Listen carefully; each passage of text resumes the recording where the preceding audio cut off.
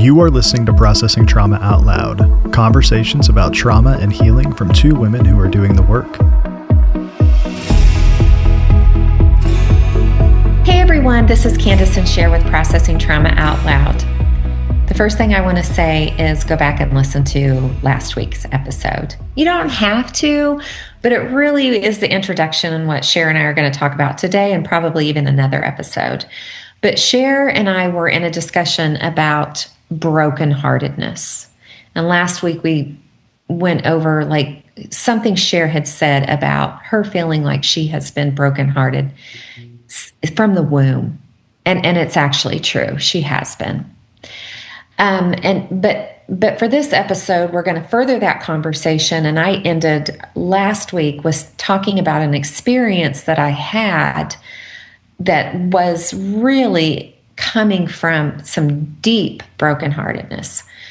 So what I want to say about Share my brokenheartedness is usually experienced in the emotion of anger. Okay. So I'm coming off of a time where an experience where I was having a lot of anger. Now, I know my parts well enough to know that when I'm feeling this intensely angry, it's a note in my mind that underneath that is brokenheartedness. It's just that I can't always access it. Yeah. Like my anger wants to lead. It is my fuck you part of my teenage girl that felt misunderstood, that felt judged, that felt, like exposed. Yeah. Okay. And so I'm in this part, right? And I have this sense that I want to blow shit up. Like, and when I say that, it's like, so what comes up for me, what that looks like is I want the truth to be out there. And I want to expose the lies, right? This is kind of a side note, but it's the same, but I want to just say I wrote something in my journal as I was coming up out of this brokenhearted place. Sher, I don't think I shared this with you, but it was this sentence. You are not the exposer. You are a safe place for the exposed. I mean, I was like, okay.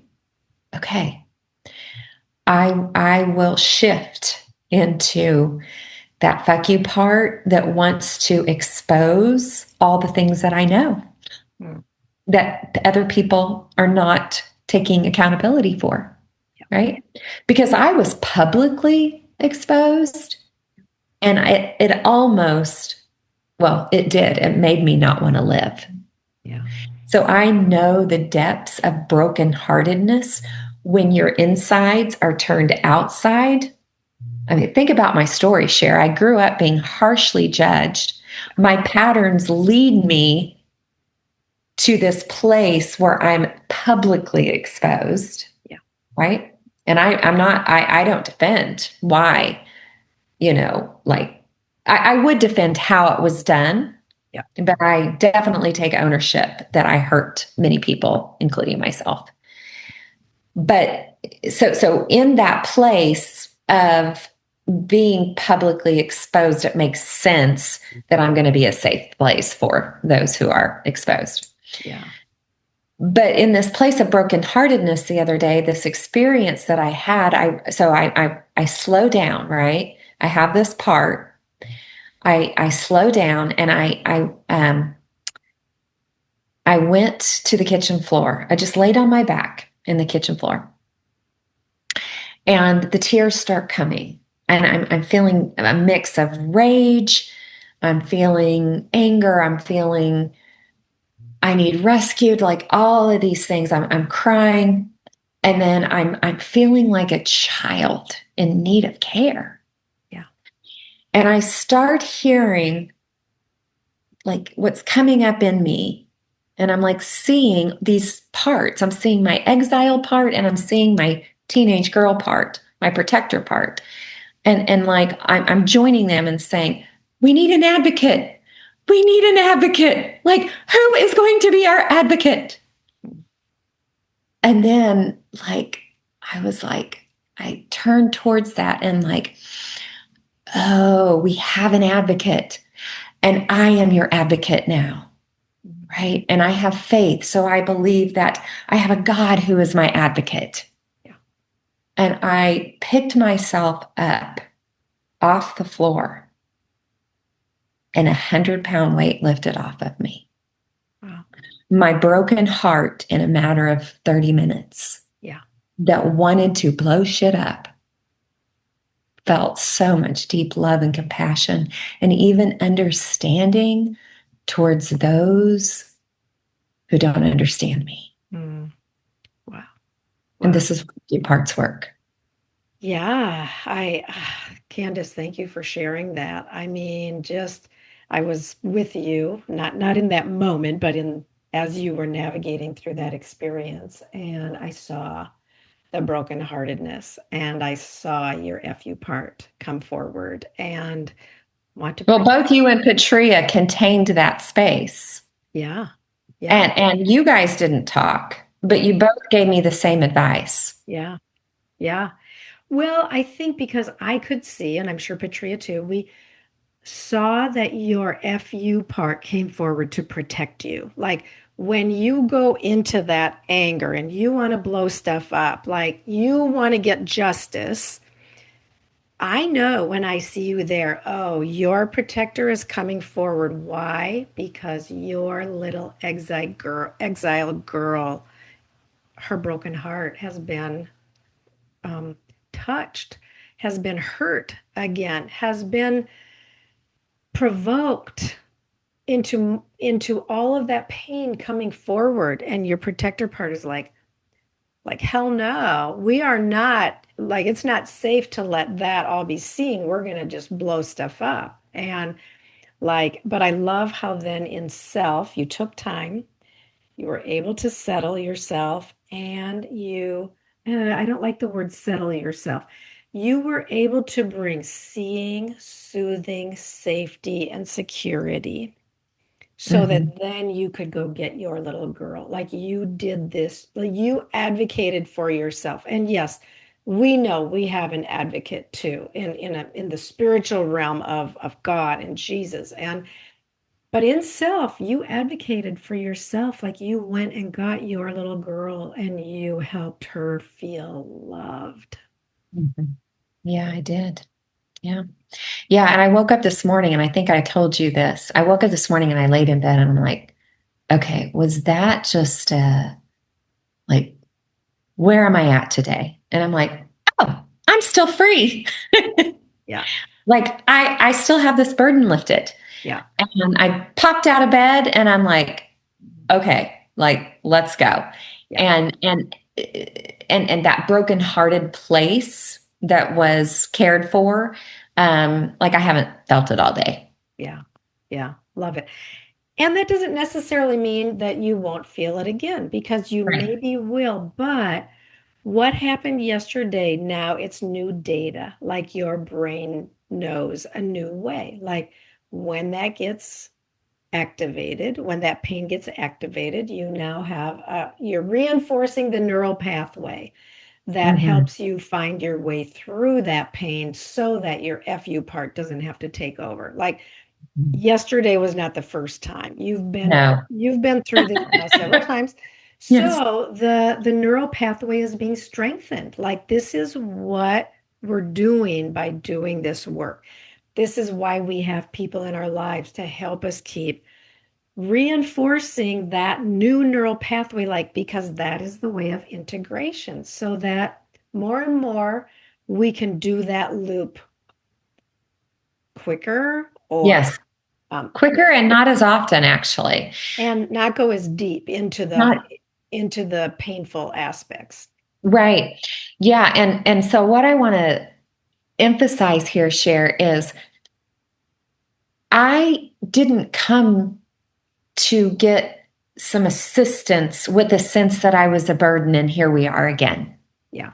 No. But I will tell you, that is how, before I was in the community that I am in now, Yeah. I think that's why I stayed so long in that place, is because it was like, oh, Kandace needs help again. Yeah. Right. Well, I wasn't getting the kind of help that I needed. Yeah. Well, and now you're in a community that would say, well, of course you need help again. Exactly. You still have skin on, you're still breathing like you're a human. Oh my goodness, you need help again. Like, come on, let's go there, because I'm not bothered by that. Like, I love that so much, that we have a community. I have 10 people I could turn to at any given moment, and they would contain my story. They would contain my struggle. I have confidence.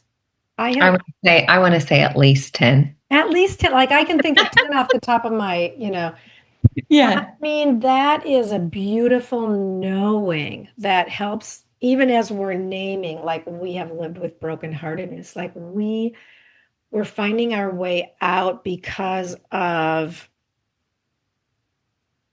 understanding the process, understanding the brain science, having the connections with people in our lives that meet us there. I mean, there's so much goodness there.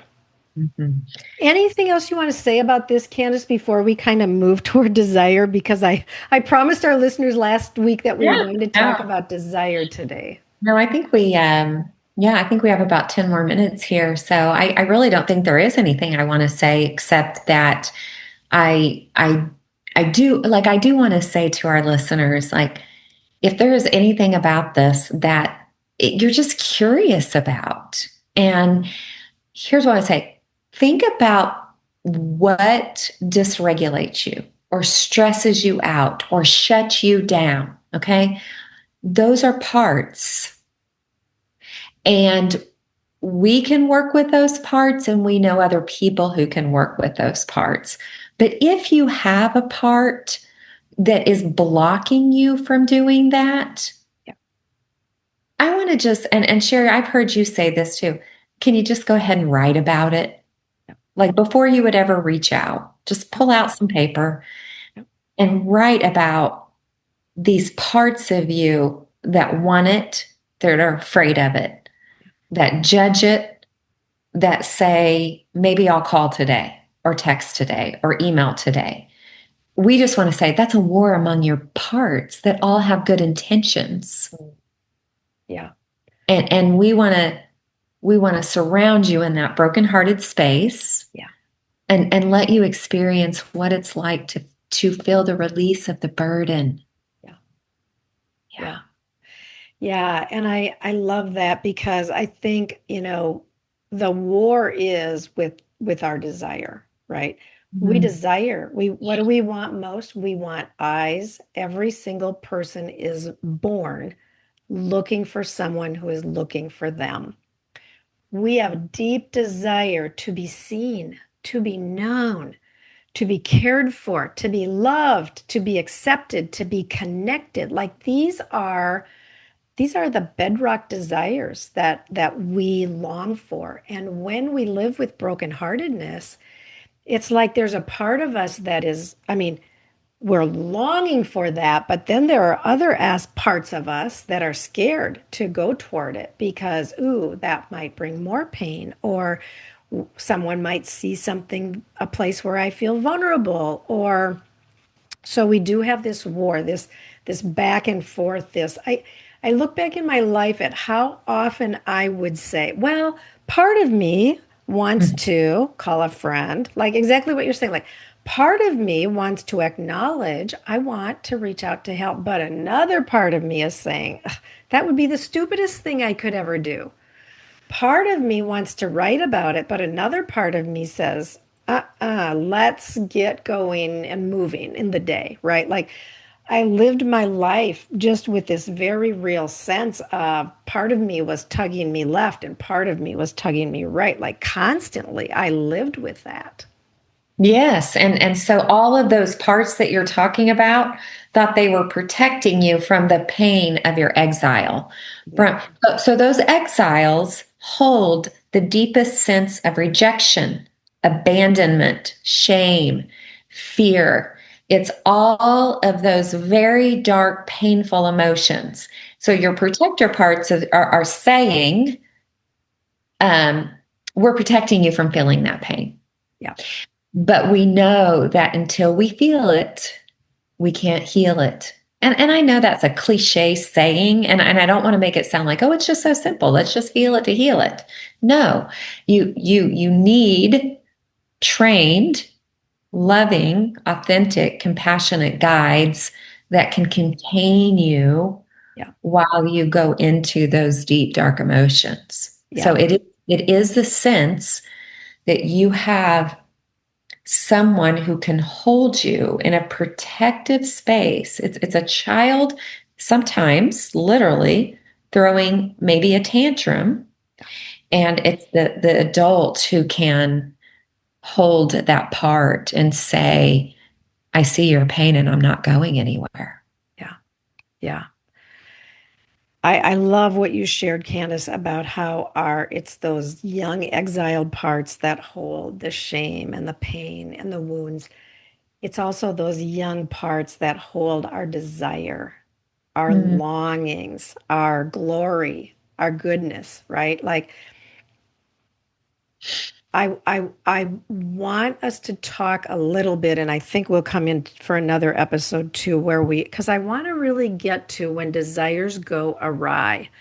But I Okay. think what I want to say today is our desires for all of the love that we long for. Those desires are glorious. Our desires to feel alive. Those are glorious desires. Our Mhm. desire to be delighted in. Those are glorious desires. Like by glorious, I mean like it's who we are at the core of our being. It's like it's all of the best of who we are that and we're longing to experience the goodness of all that, but then our protectors can get in the way and they can have either they can shut down avenues for us to find that kind of love and acceptance and goodness. They can shut it down, or they can cause us to go awry in ways that end up bringing actually a lot more hurt and difficulty into our lives because of where our desires might lead us. Yes, I'm looking forward to that conversation. I feel like my life has been desires gone awry, but I also I want to close with this is that sometimes in this space, people misunderstand that the kindness and the compassion and the radical acceptance piece that we need to be able to come forward with the deep pain, the deep desires, is just letting your protector parts have a free for all. And so I was talking to somebody the other day and I said, oh, no, no, no, no. Your protector parts need love and sometimes consequences, Yeah, right? right. So real love means there's discipline, there's consequences. Now, how we do that, right, is the difference between, um, you know, maybe experiencing that. Like if I let people see these parts of me, I will be shamed, I will be blamed, I will be ostracized. So we don't do that. But we do say, Cheryl, I'll never forget one day when you just said, I feel agony watching you go through what you're going through. Mm, Because you saw the consequences of letting a protector part lead my life, yeah. right? Mm, yeah. And so, you know what? I have someone that I love dearly who's going through some consequences because of an addiction, Hmm. right? Now, that part, that addictive part that needs so much love and care and acceptance and to understand the story also is experiencing the consequences of saying, I'm not going to let go of the bus wheel. Yeah. Yeah. And And sometimes our protector parts can look, they can take us down paths that look like, I'm thinking particularly of Dan Allender's styles of relating. So I think he has, our protector parts can cause us to be the good girl. That was me. Very, very good at managing, very efficient, very effective, very like I held everything together, right? So we can be the good girl. We can be the party girl, which is like, hey, let's go, have fun. Like nothing else really matters. Like, and that can have its own look, right? Like there can be I won't go into what that can look like right now. The third way is the tough girl. There can be the girl that's like, get out of my way because you are not getting close to me. You are not going to touch these vulnerable places. Just get out of the way. I'm coming through. And if you stand in my way, somebody's going to get hurt. And it's not going to be me. So I think those are his three, right? Am I correct, or are there more? But at least those are three. Like sometimes our protectors show up and they look very good, Oh, yeah. high performing, or they accomplish a lot, but it still is protecting my exiles from being seen and cared for and loved and healed. And so I want to really acknowledge that because the pain is there. If the pain of the brokenheartedness is there and it's being covered by a protector, that can look good, bad, ugly, whatever. But if it's keeping us from being able to find healing for the brokenheartedness, like we want to be able to bring comfort to the protectors so that they can allow space for Yeah. these very wounded and hurting parts of us to receive healing. Yeah. Well, let's come back and do another episode and maybe get more into the specifics of those different types of protector parts. And I want to stay on the topic too of the desire that you've been bringing up. Yeah. The desire, like underneath all of that, the desire. So, yeah. Okay, friend. Good to be with you. Good to be with you too, Candace. Love you so much. Love you too.